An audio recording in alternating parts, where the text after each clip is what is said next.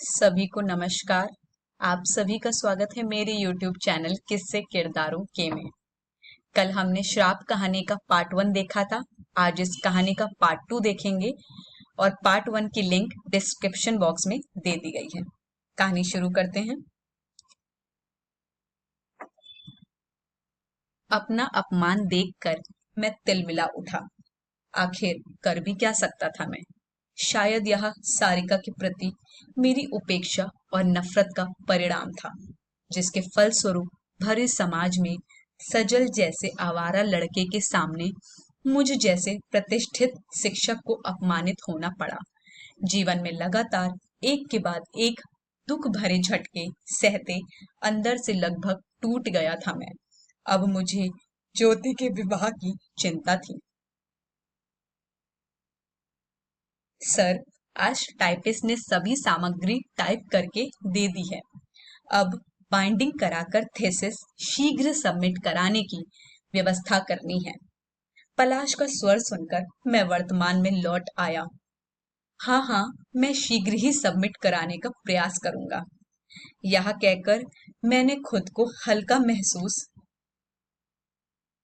किया, क्योंकि मैं स्वयं चाहता था कि यह कार्य जल्दी से जल्दी पूरा हो और मैं ज्योति का प्रस्ताव उसके सामने रख दूं। जल्द ही थीसिस जमा हो गई और समय के साथ ही मौखिक परीक्षा भी हो गई। मौखिक परीक्षा के बाद मैंने पलाश से कहा, मैं तुमसे गुरु दक्षिणा में कुछ मांगना चाहता हूँ। अवश्य मांगिए, मैं तैयार हूँ। गुरु दक्षिणा में मैं तुमको तुम ही से अपनी बेटी के लिए मांग रहा हूँ, यानी मैं तुम्हें अपना दामाद बनाना चाहता हूँ। यह सुनकर वह खड़ा हो गया और दृढ़ स्वर में बोला, यह हरगिज नहीं हो सकता। उसके जवाब देने के अंदाज से मैं बौखला उठा और उत्तेजित स्वर में बोला, क्यों नहीं हो सकता? तुमने मुझे गुरु दक्षिणा देने का वचन दिया है। फिर अहंकार से बोला, मैंने दिन रात एक करके तुम्हारा शोध कार्य कराया है। इस पर वह कुटिलता से मुस्कुराकर बोला, वाह गुरुजी, आप जैसा स्वार्थी इंसान तो मैंने अपनी जिंदगी में नहीं देखा। यह सुनकर तो मैं अपना आपा खो बैठा और उस पर हाथ तान दिया। तो वह हंसकर बोला, रोक क्यों लिया आपने अपना हाथ? मारो मुझे। ठीक है, मैं आपकी बात मान लेता हूँ, लेकिन इससे पहले आपको भी एक बात सच बतानी पड़ेगी। क्या आप इस औरत को जानते हैं? कहते हुए उसने एक फोटो मेरे सामने पटक दिया। फोटो हाथ में लेकर गौर से देखा तो मेरे पांव तले जमीन ही खिसक गई। वह फोटो निम्मो की थी। फोटो देखकर सब कुछ एक चलचित्र की भांति मेरी आंखों के सामने तैर गया। जब मैं बनारस हिंदू विश्वविद्यालय में हिंदी से एमए कर रहा था, तो एक बुजुर्ग दंपति के यहाँ किराए पर कमरा लेकर रहता था। उनकी एक अर्ध विक्षिप्त लड़की थी, निम्मो। वह मन से तो बच्चा थी, लेकिन तन से संपूर्ण युवती। एक बार अचानक रात के समय वह कमरे में आ गई। उसका भरा शरीर देखकर मेरा मन ललचा गया। मैंने उसे छूना चाहा, लेकिन डर रहा था कहीं यह चिल्ला न पड़े। इसलिए बड़े प्यार से उसे बच्चे की तरह अपने पास बुलाया और गालों पर हाथ फेर कर बोला, निम्मो तुम बहुत प्यारी हो। सच सुनील बाबू, कहकर वह बच्चों की तरह ताली बजाने लगी। मैं खुद पर काबू न रख सका और उसे अपनी बलिष्ठ भुजाओं में कैद करके बेतहाशा चूमने लगा। उसने भी कोई विरोध नहीं किया, आखिर वह शरीर से तो स्वस्थ थी। अब मैं रोज उसके पागलपन का फायदा उठाता। एक दिन वह भावुक स्वर में बोली, सुनील बाबू, आप मेरे दूल्हा बनोगे ना? यह सुनकर तो मैं बुरी तरह घबरा गया। कहीं यह पागल लड़की कोई बखेड़ा खड़ा न कर दे। अतः बड़ी सफाई से परीक्षा देते ही वहां से भाग निकला। घर आते ही परिवार वालों की पसंद की हुई लड़की से शादी कर ली। शादी होते ही आगरा के कॉलेज में प्रवक्ता पद पर नियुक्ति हो गई। फिर वहीं अपने विभाग के एक वरिष्ठ प्रवक्ता के निर्देशन में शोध कर लिया। कुछ याद आया गुरुजी? पलाश के स्वर में व्यंग्य था।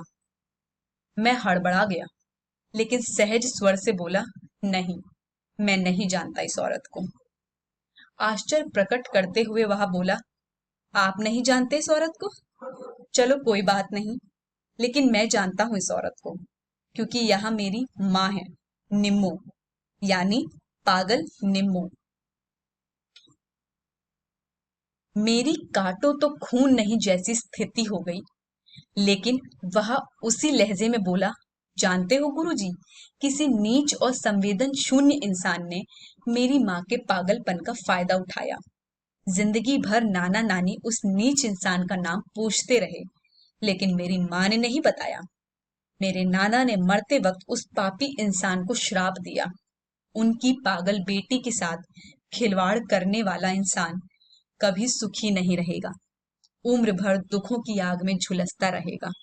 उसका अंत भी विभत्स होगा। अंतरात्मा कांप उठी मेरी यह सुनकर। कड़ाके की ठंड होने के बावजूद मेरा शरीर पसीने से तरबतर हो गया।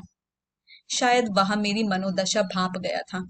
मुस्कुराकर बोला, आप क्यों इतना नर्वस हो रहे हैं गुरुजी? पसीना पोंछकर मैं अपनी झेप मिटाने का असफल प्रयास करने लगा। उसने बोलना जारी रखा, नाना नानी के देहांत के पश्चात जब वह एक बार सख्त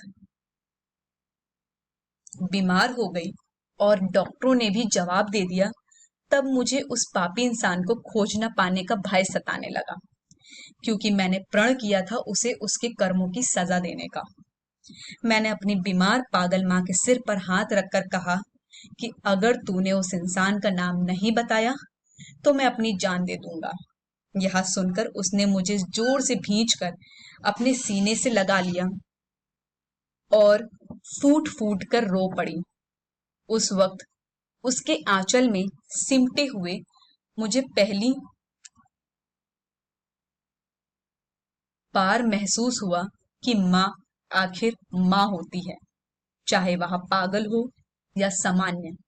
अपने ऊपर इतनी ममता लुटाते देख मुझे लगा, कौन कहता है पागलों के मन नहीं होता, भावनाएं नहीं होती, बस यूं कहो उन्हें समझने वाली नहीं होते। शायद वह मेरी जान देने की बात सुनकर डर गई थी। उसने दौड़कर अपने पुराने टूटे फूटे संदूक के सबसे नीचे से एक परिचय पत्र निकालकर मुझे दे दिया। उसमें उस इंसान का फोटो और स्थायी पता था। लीजिए आप भी देखिए। कहते हुए उसने वह परिचय पत्र मुझे थमा दिया। अपना 27 वर्ष पुराना परिचय पत्र देखकर मेरे चेहरे पर रंग उड़ गया, लेकिन मैं गिरगिट की तरह रंग बदलकर बोला, बेटा मुझे माफ कर दो। मैं उससे ही शादी करना चाहता था, लेकिन अपनी मरणासन माँ के वचन में बंध गया था कि उन्हीं की पसंद की लड़की से विवाह करूं। लेकिन मैं तुम्हें अपनाने के लिए तैयार हूं। ताली बजाते हुए वह हंसकर बोला, वाह गुरुजी, आपकी स्वार्थी सोच का तो कोई जवाब नहीं। अपने स्वार्थ के लिए कभी मुझे दामाद बनाते हैं तो कभी बेटा, लेकिन मेरा मकसद तो आज पूरा हो गया।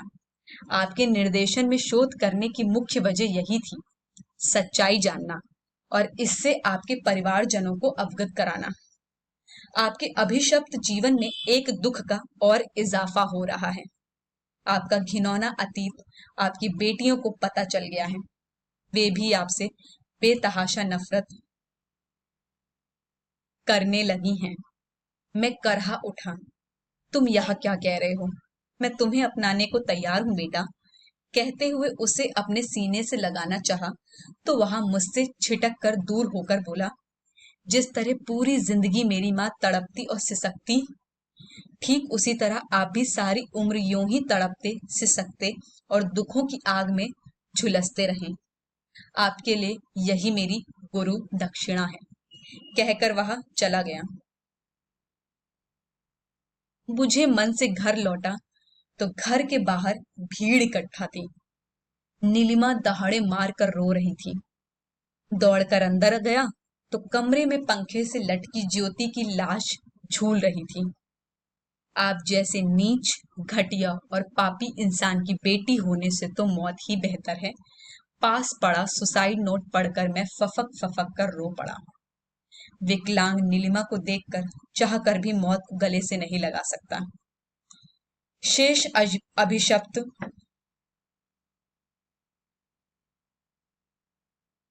जीवन जीने के लिए मजबूर हूं मैं। The end.